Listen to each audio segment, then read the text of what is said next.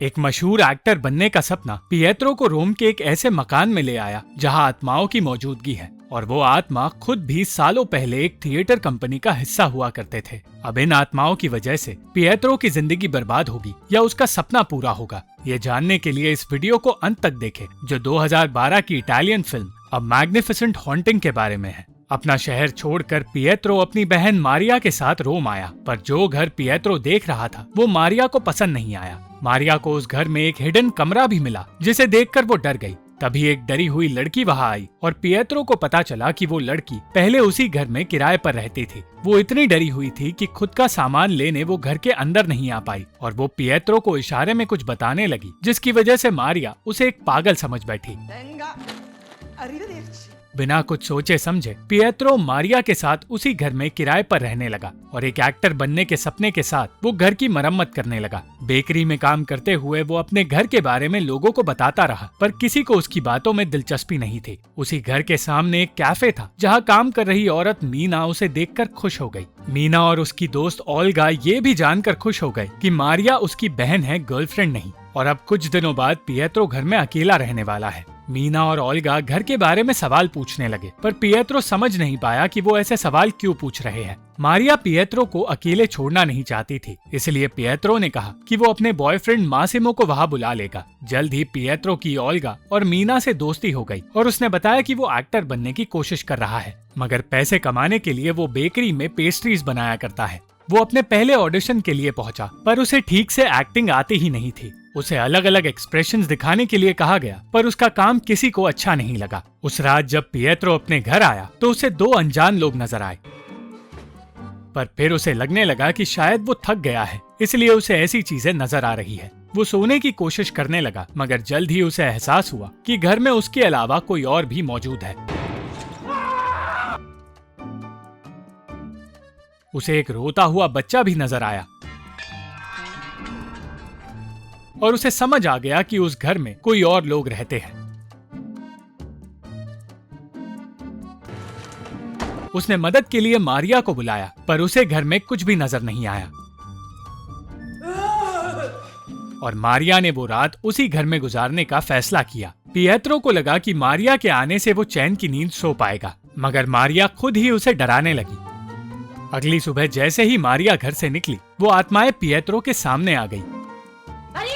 वो मारिया को आत्माएं दिखाना चाहता था, मगर वो 4 आत्माएं सिर्फ पिएत्रो को नजर आई।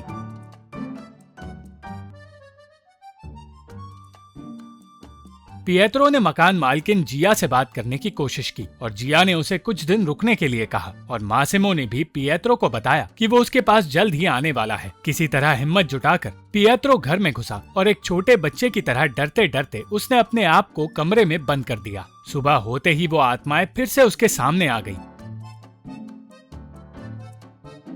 मगर एक बच्चे को उसके सामान से खेलते देख पिएत्रो भूतों को ही डांटने लगा। पिएत्रो अब ये सोचने लगा था कि वो आत्माओं से ज्यादा कोई घुसपैठिए है। मारिया से इस बारे में बात करके वो फिर से घर गया और उन भूतों को वो कॉन्ट्रैक्ट पढ़ाकर सुनाने लगा, जिसमें उसके किराएदार होने की बात लिखी है, ताकि उसकी बातें सुनकर वो लोग वहाँ से चले जाए। उसे लगा कि अब उसके घर में कोई भी नहीं आएगा, और वो खुशी खुशी मासिमो के आने का इंतजार करने लगा। पूरे दिन मेहनत करके वो मासिमो के लिए सब कुछ तैयार कर रहा था। पिएत्रो तो मासिमो को अपना प्यार मानता था, पर सच ये था कि 3 साल पहले सिर्फ 1 घंटे के लिए मासिमो पिएत्रो के साथ रहा था, और तब से पिएत्रो का एक तरफा प्यार शुरू हो गया है। वो पिएत्रो को बुरा भला कहने लगा, जबकि पिएत्रो उसी के पास रहने के लिए रोम आया था, और उसकी इन बातों ने पिएत्रो का दिल तोड़ दिया। पिएत्रो को इस तरह देखकर उसे संभालने के लिए सबसे पहले उसके पास लिया आई, फिर बिएत्रिस वहाँ आई, और एक एक कर दूसरी आत्माएं भी वहाँ आ गई। फिलिपो नाम के आदमी ने कहा कि वो पिएत्रो से कोई जरूरी बात करना चाहता है। फिलिपो अपने इस छोटे परिवार के बारे में बताने लगा, जिसमें एलेना नाम की एक लड़की मौजूद थी, दोस्त यूसुफ और उसकी पत्नी बिएत्रिस भी मौजूद थे। इवान नाम का छोटा बच्चा, अम्ब्रोजियो और लूका भी उनके साथ ही थे। वो लोग पिएत्रो से अनजान लोगों के बारे में पूछने लगे और कहने लगे कि पिएत्रो उन लोगों को वहाँ से निकालने वाला है, मगर उनकी बातें पिएत्रो को समझ ही नहीं आई और वो सोने चला गया। अचानक देर रात लूका उसके सामने आ गया, जिसे पिएत्रो को सोते देखना अच्छा लग रहा था। लूका ने बताया कि वो एक राइटर है और उसकी बातें सुनकर पिएत्रो उसे पसंद करने लगा, मारिया जिया से घर की बात करते हुए डिपॉजिट के पैसे मांगने लगी ताकि पिएत्रो जल्द से जल्द उस घर से निकल पाए, मगर पिएत्रो ने कह दिया कि अब वो उस घर को छोड़ना नहीं चाहता और जिया उसकी हरकत से नाराज हो गई। पिएत्रो को अब इस बात से कोई फर्क नहीं पड़ रहा था कि अनजान आत्माएं उसके घर में रहती हैं। उन लोगों को ध्यान से देखने के बाद उसे समझ आया कि वो लोग असल में एक्टर्स हुआ करते थे।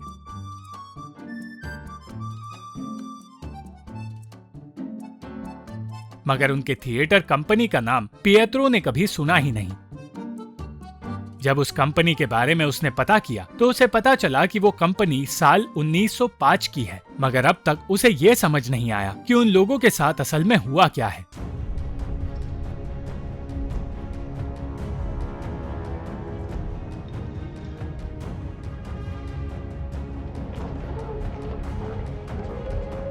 उसे लूका की मौजूदगी भी अच्छी लगने लगी और वो दिन रात उसी के बारे में सोचने लगा। अचानक एक रात उसने एनियो नाम के एक गे आदमी को देखा जिसे कुछ लोगों ने पीटा था। उसकी मदद करके पिएत्रो उसे अपने घर ले आया और यूसुफ एनियो का मजाक उड़ाने लगा। पिएत्रो यूसुफ को चुप कराने की कोशिश करता रहा और एनियो ये देखकर हैरान हो गया। पिएत्रो को अब भी इस बात से कोई फर्क नहीं पड़ रहा था कि उसके आसपास आत्माएं हैं, पर उसे भूतों से बात करते देख एनियो डरने लगा।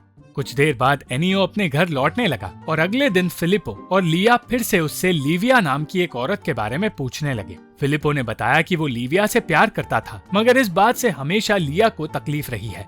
फिलिपो का ये भी कहना था कि वो चाहकर भी इस घर से निकल नहीं सकते और वो लीविया को जल्द से जल्द ढूंढना चाहता है क्योंकि उसे डर है कि लीविया की जान को खतरा है। इस बीच मारिया भी परेशान थी क्योंकि वो प्रेग्नेंट हो गई थी, पर वो ये नहीं जानती थी कि उसके 3 बॉयफ्रेंड्स में से उस बच्चे का पिता कौन है। इन्हीं परेशानियों के बीच पिएत्रो अपना काम भी कर रहा था और एक्टर बनने की कोशिश भी कर रहा था। उसके घर में मौजूद आत्माएं ये सोच रही थी कि वो अब भी जिंदा है और इस वक्त इटली में वॉर चल रही है, मगर उन्हें रोते देख पिएत्रो को लगा कि वो लोग एक शो की रिहर्सल कर रहे हैं।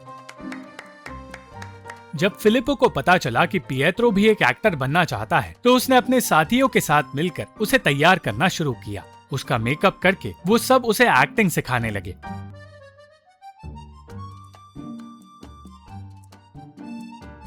और उनकी एडवाइस मानकर पिएत्रो ने अपने जीने का तरीका भी बदलना शुरू कर दिया। सब कुछ सीखकर पिएत्रो ऑडिशन के लिए तैयार हो गया, मगर जिस जमाने की एक्टिंग उसे सिखाई गई थी वो जमाना बीत चुका था, इसलिए एक बार के लिए वो किसी को इम्प्रेस नहीं कर पाया। मगर फिल्म के डायरेक्टर को उसकी एक्टिंग का तरीका अच्छा लगने लगा। जैसे ही पिएत्रो नर्वस होने लगा, उसे लिया की बात याद आई जिसने कहा था कि डर लगने पर उसे गाना शुरू करना चाहिए,